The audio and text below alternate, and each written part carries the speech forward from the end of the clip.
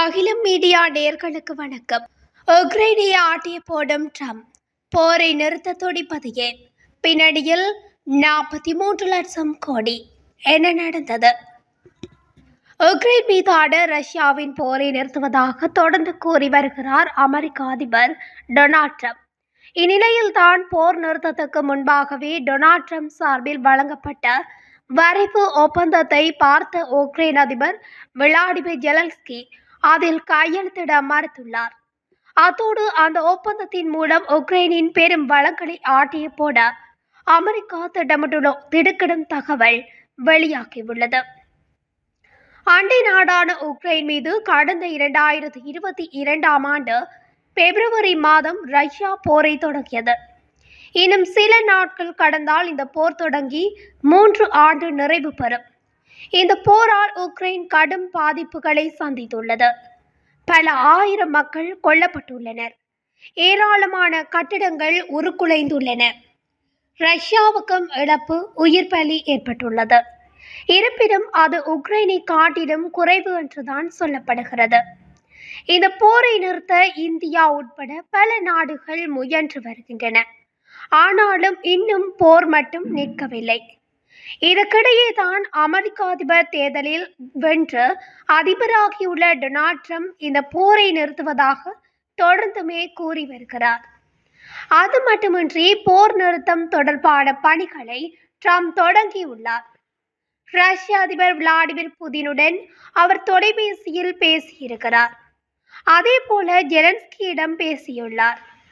அது மட்டுமின்றி போர் நிறுத்தம் தொடர்பாக இரு தரப்பிடமும் பேசுவதற்கு என்று தனிக்குழுவை ட்ரம்ப் அமைத்துள்ளார். முதற்கட்டமாக ட்ரம்பின் குழுவை சேர்ந்தவர்கள் சவுதி அரேபியாவில் வைத்து ரஷ்ய பிரதிநிதிகளை சந்தித்து பேச்சுவார்த்தை நடத்தவும் உள்ளனர். ரஷ்யா சார்பில் பிரதிநிதிகள் பங்கேற்கும் வகையில் அமெரிக்கா குழுவில் வெளியுறவுத்துறை அமைச்சர் மார்க்கோ ரூபியோ, தேசிய பாதுகாப்பு ஆலோசகர் மைக் வால்ஸ் மற்றும் வெள்ளை மாளிகையின் மத்திய கிழக்கு தூதர் ஸ்டீவ் விட்கோப் ஆகியோரும் இடம்பெறவுள்ளதாகவும் தகவல்கள் வெளியாகியுள்ளது. இந்த பேச்சுவார்த்தைக்கு உக்ரைன் சார்பில் யாரும் அழைக்கப்படவில்லை. இது உக்ரைன் அதிபர் விளாடிமிர் ஜெலன்ஸ்கியை அதிருப்தி அடைய வைத்துள்ளது. இப்படியான சூழலில்தான் தற்போது இன்னொரு தகவலும் வெளியாகியுள்ளது. அது என்னவென்றால், உக்ரைன் மீதான போர் நிறுத்தம் செய்ய அமெரிக்க அதிபர் டொனால்ட் ட்ரம்ப் தொடர்ந்துமே முயன்று வருவதன் பின்னணிதான் ரஷ்யாவின் தாக்குதலால் உக்ரைன் மக்கள் பாதிக்கப்படுகிறார்கள். இதனை தடுத்து மக்களுக்கு அமைதியான வாழ்க்கையை ஏற்படுத்தி கொடுக்க வேண்டும் என்பதை தாண்டி இதன் பின்னணியில் இன்னொரு மெகா பிளானை அமெரிக்கா வைத்துள்ளது. அந்த பிளான் என்னவென்றால், உக்ரைனில் இருக்கும் கனிம வளங்களை அந்த நாட்டின் அனுமதியுடன் அமெரிக்காவுக்கு அள்ளி செல்வதுதான். அதாவது உக்ரைனை எடுத்துக்கொண்டால் அங்கு அரிய வகையான பல கனிமங்கள் புதைந்து கிடக்கின்றன. இன்னும் சொல்ல வேண்டுமென்றால் கனிமங்களின் புதையல் என்றே உக்ரைனை கூறலாம். அதாவது 2024 உலக பொருளாதார மன்ற அறிக்கையின் படி உக்ரைனில் பல அரிய வகை கனிமங்கள் நிறைந்துள்ளன. குறிப்பிட்டு சொல்ல வேண்டுமென்றால் உக்ரைனில் beryllium, manganese, gallium, uranium, germanium, graphite, fluorite, nickel படிகங்கள் மட்டுமின்றி லித்தியம், டைட்டேனியம் உள்ளிட்டவை உக்ரைனில் அதிகமாக உள்ளதாக கண்டறியப்பட்டுள்ளது. இவை அனைத்துமே பாதுகாப்பு, டெக்னாலஜி, கிரீன் எனர்ஜி உள்ளிட்ட துறைக்கு தேவையான கனிமங்களாக உள்ளன. இந்த கனிமங்களை ஆட்டைய போட அமெரிக்கா விரும்புகிறது. இதுதான் அமெரிக்காவின் மாஸ்டர் பிளானாகவும் இருக்கிறது. அதாவது டொனால்ட் ட்ரம்ப் முதலில் இருந்தே உக்ரைன் ரஷ்யாவுடன் மோதி இருக்கக்கூடாது. அமெரிக்காவின் பணம் பெருமளவுக்கு உக்ரைனுக்காக செலவிடப்படுகிறது. இது தடுத்து நிறுத்தப்பட வேண்டும் என்று டொனால்ட் ட்ரம்ப் தனது தேர்தல் பிரச்சாரத்திலேயே கூறி வந்தார். அத்தோடு அமெரிக்காவின் அதிபராக பதவியேற்றதும் கூட போரை நிறுத்துவேன் என்று சொன்ன டொனால்ட் ட்ரம்ப், நாங்கள் உக்ரைனுக்கு என்னவெல்லாம் கொடுத்தோமோ அதையெல்லாம் திரும்ப பெற விரும்புகிறேன். அவர்களிடம் இருக்கும் அரிய வகை கனிமங்களை எடுக்க விரும்புகிறோம். ரூபாய் 43.33 லட்சம் கோடி மதிப்பிலான கனிமங்களை உக்ரைனில் இருந்து அமெரிக்கா எடுத்துக்கொள்ளும் என்று கூறியிருந்தார். இதற்காக டொனால்ட் ட்ரம்ப் தலைமையிலான அமெரிக்கா அரசு ஒப்பந்தம் ஒன்றை தயார் செய்தது. இந்த ஒப்பந்தத்தை அமெரிக்காவின் கருவூல செயலாளர் ஸ்காட் பெசன்ட் முனிச் நகரில் நடந்த பாதுகாப்பு துறை சார்ந்த மாநாட்டில் உக்ரைன் அதிபர் விளாடிமிர் ஜெலன்ஸ்கியை சந்தித்து கையெழுத்து வாங்க முயன்றார். அந்த ஒப்பந்தத்தை பார்த்து விளாடிமிர் ஜெலன்ஸ்கி ஒரு நொடி உறைந்து போய்விட்டார்.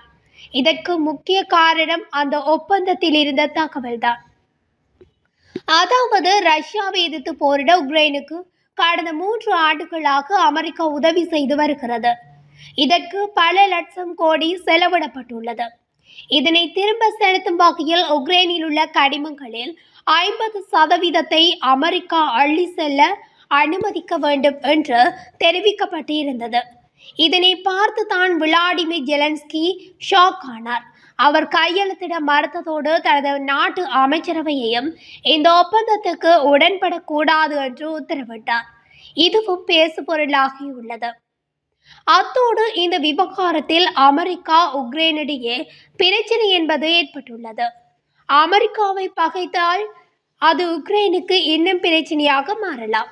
அதாவது தற்போது ரஷ்யாவை எதிர்த்து போரிட வழங்கும் உதவிகளை அமெரிக்கா நிறுத்தலாம். இதனால் விளாடிமிர் ஜெலன்ஸ்கி தற்போது செய்வதறியாது நிற்கின்றார்.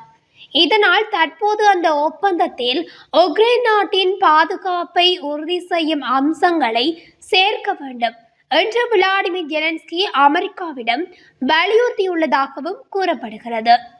விளாடிமிர் ஜெலன்ஸ்கியின் இந்த முடிவுக்கு முக்கிய காரணம் உக்ரைனின் மோசமான நிலைதான். அத்தோடு உக்ரைனும் தொடர் போரை சமாளிக்க முடியாமல் திணறி வருகிறது. தற்போது அமெரிக்கா, பிரிட்டன் உள்ளிட்ட நாடுகள் தான் உதவி செய்து வருகின்றன. இதனால் உக்ரைனும் போர் நிறுத்தத்தை விரும்புகிறது. இதற்கு அமெரிக்கா உதவும். மாறாக போர் தொடர்ந்தாலும் கூட ரஷ்யாவை சமாளிக்க அமெரிக்கா உதவும் என்று விளாடிமிர் ஜெலன்ஸ்கி நினைக்கின்றார். எது அப்படியோ முதலில் ரஷ்யாவிடம், இப்போது அமெரிக்காவிடம் என்று அடுத்தடுத்து 2 வல்லரசு நாடுகளுக்கு இடையே சிக்கிய உக்ரைன் சிக்கி சின்னா பின்னமாகி வருவது என்பது உண்மைதான் என்கின்றனர் சர்வதேச அரசியல் நோக்கர்கள். இதுபோன்ற உலகத்தின் முக்கிய செய்திகளை உடனுக்குடன் தெரிந்து கொள்ள அகிலம் மீடியாவுடன் இணைந்திருங்கள். நன்றி, வணக்கம்.